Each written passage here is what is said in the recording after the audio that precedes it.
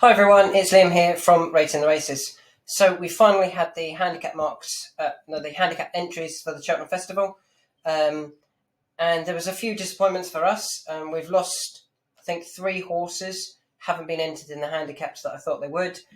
They were remastered. Is not in the Ultima. He's not running at all. He does have an entry, I think, in the Potemps final. Not sure what that's about, but he's gone. We've lost Sapage, but it was non-runner, no bet. We've lost Yorksey in the Boodles Juvenile Hurdle, just not entered. And we've also lost Rouge Vif in the Grand Daniel. I thought that was a very strange one. Unless he's injured, I don't think he has an entry at the Cheltenham Festival at all. So hopefully, well, not hopefully, I'm assuming he's injured. I do have 3 horses that I'm going to add to this. I'll record it and then I'll add them straight after, but just so that you know who they are. But we'll go through the handicaps first and discuss what we thought from those that have been left in them. So the first one is the Ultima. We've obviously got Does He Know at 16s. I'm hoping that's where he goes. He has been left in it. So fingers crossed he does run in that. I think he's like 6s or 7s for the Ultima. And we've also got Vintage Clouds, who's just run a great race at Doncaster, I think it was. And I think the handicap will leave him alone as well, because he got beat by a horse that was £3 out of the handicap, and then nigh on finished level with a horse who, on handicap marks, that's how they should finish. So I think Vintage Clouds could turn up off the back of that really good run and go very close. Did I want to add one to this? No. I'm happy with Vintage Clouds and Does He Know at the moment. I do want Frodon to run. Because if he does He Know will only carry 11 stone 2, which would be great to have the actual physical weight off his back. That would only be £1 more physical weight than Happy Go Lucky ran off last year, which would obviously aid the chance for Does He Know. Instead of being 11.8, 11.10, it could be really high if Frodon doesn't run. Kitty's Light, I said I didn't want to see Kitty's Light or Iscaria 10 because I thought they both had big chances. Neither of them have been entered, which is good. The Boodles Juvenile, I do have one to add to in replace of Yorksey then, and that's Bell X1. Bell X1 isn't in the Triumph, and yet I highlighted Bell X1 for the Triumph earlier this season, suggesting that's where we could see the horse. He actually won a race won by Colixios earlier in the season. Colixios won it the year before, and it's really interesting that it's now been moved to Paul Nicholls. From Mr. Cody. I don't know much about Mr. Cody. I apologise for not knowing his first name. It begins with an R. Moving to Paul Nicholls can only be a positive, and I think you can get 20 to 1 about Bell X1 in the Boodles Juvenile Hurdle. Here Bell X1 is. You can get 20s in quite a few places, and that will be added to my Boodles Juvenile portfolio shortly. Keep going on. We move on to the Coral Cup. Mars Harper is currently in there, but I don't think he'll get in. Chittabello is in there, and I'm pretty sure that's where Chittabello is going to run now. I was worried that Chittabello was going to run in the Potemps. I believe you would have to have entered for the Potemps, even if you want to run in one of the future qualifiers. I believe there's only one left as well that Chittabello could run in. Not this weekend, because Chittabello hasn't been entered for that, but there was another one at Chepstow, maybe, I think. But I don't think Chittabello's not in the Potemps final at the moment. I don't think he'll be running in that, so he goes here, and I'd be quite confident of a really big run here. I do have one more to add here, and it's not Botox Huss. I don't actually know if Botox Huss is still in the race. Let's have a quick look. Let's do a... Oops. Botox. What he is. So he is.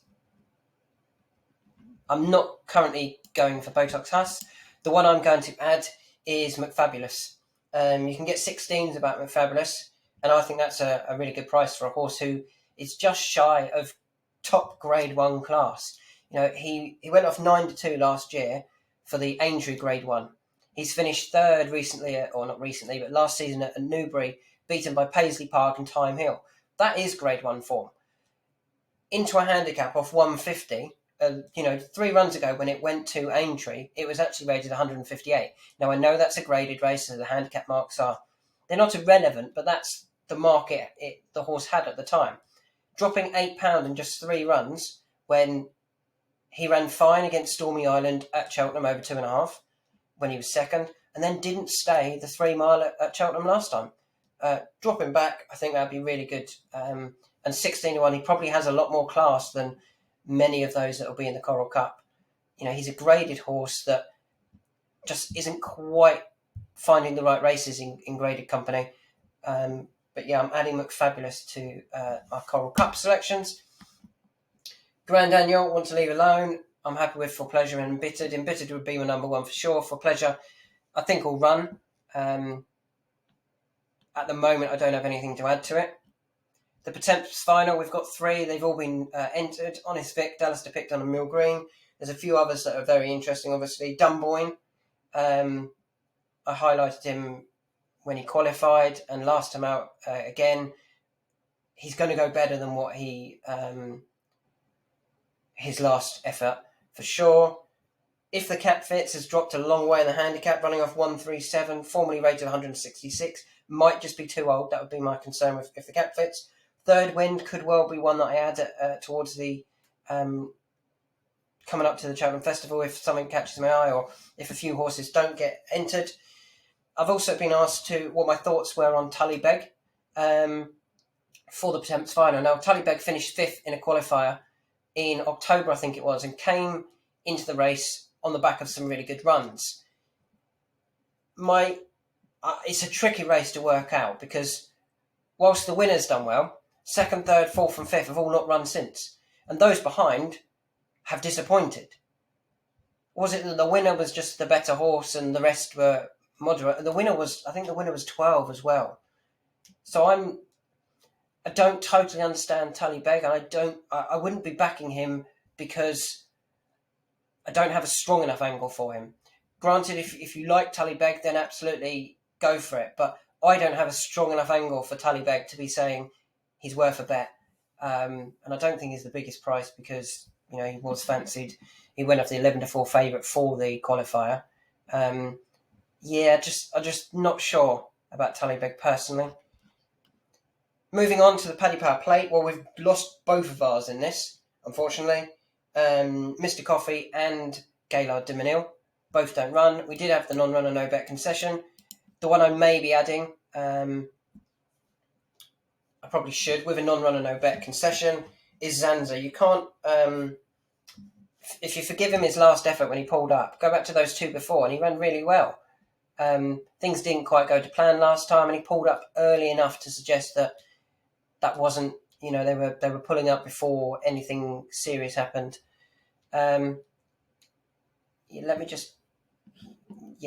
have a look at that one and double check the price and see if it's worth backing.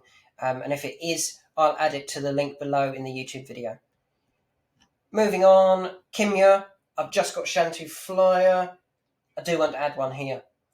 And if we go back up here, I added Mr. Coffee for the Paddy Power Plate. He's not running there. He's going to run in the Kimya. It's the only entry he's got. As long as we get the non-runner no bet concession, that's where I'll be taking Mr. Coffee. He's 16-1 non-runner no bet. So I think both of those would give us good runs. I really like Mr. Coffee. I think he's a much better horse, and I think he's better than a Kim Muir horse. And he just needs to jump. If he jumps and maybe the longer trip and they go a bit slower will help him jump and settle and actually run his race. If he runs his race, I think he would win a Kim Muir quite comfortably, personally. I actually think if he ran his race, he wouldn't win, but he would finish 5th or 6th in one of the Grade 1 novices. County Hurdle, we've got West Cork and Eclair de Beaufort. Both have been entered, which is great. Martin Pipe Langadan has also been entered. Surely he runs there. I know they could bump into another graded horse in like State Man or San Felicien. But hopefully Langadan doesn't find one of those exceptional Grade 1 horses in against him this time. He did run yesterday, finished 6th. Jockey didn't do anything. Absolutely fine. Happy with that run, to be honest. He'll be much better come Cheltenham Festival.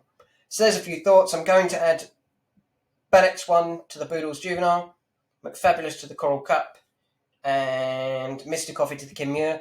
And I'll post in the link below whether I add Zanza or not for the plate.